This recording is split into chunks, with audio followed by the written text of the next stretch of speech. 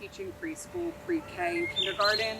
You know, I was in it because I enjoyed it. Like, I love kids, I love education. I just found like it came naturally to me. And my supervisor at the time, his name was Rob, he said, if money were not an object and it was just, you could do anything, what would you do? And I just thought, help people.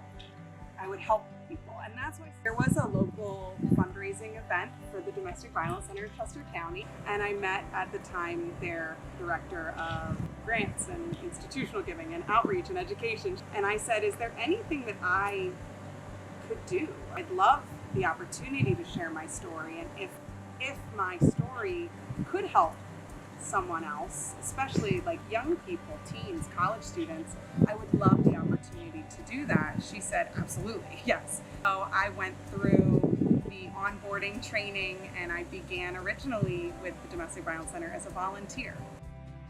2025 marks Amelia's 10-year anniversary serving at the Domestic Violence Center of Chester County. Amelia is really great. For 10 years, she's been an advocate for survivors of domestic violence, and she really approaches the prevention activities with her full heart and soul. She knows that in order for change to happen, that prevention has to be a part of the work that we do in the domestic violence field. As an organization, we recognize that we can't do it alone, that everything that we do is really contingent on the community at large. She's definitely a visionary. She has always been instrumental in working with the Coaching Boys into Men program. I'm working with athletes and coaches and sports teams, and that's its own unique program and the lethality assessment program. We're working with law enforcement. We're working with the district attorney's office. We're working with police departments, public safety at college campuses. So that's a whole unique sector of folks. And we also have a medical advocacy and training program, reaching out to healthcare organizations, medical providers. That's things like painting the town purple, putting purple ribbons in the downtown communities. We do light the nights. This garden was one of those new, unique things that I've never done anything like this before. So I learned new skills. I grew as a professional.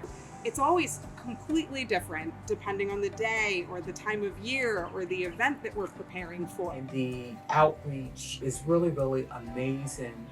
A lot of the work that we do in prevention is very outside of the box. And so we wanted to create what is a safe space for the families who live here in our housing. We were encouraged through a grant to think about greening spaces, which then became the butterfly garden. We want them to own this space, to feel like it's their own space.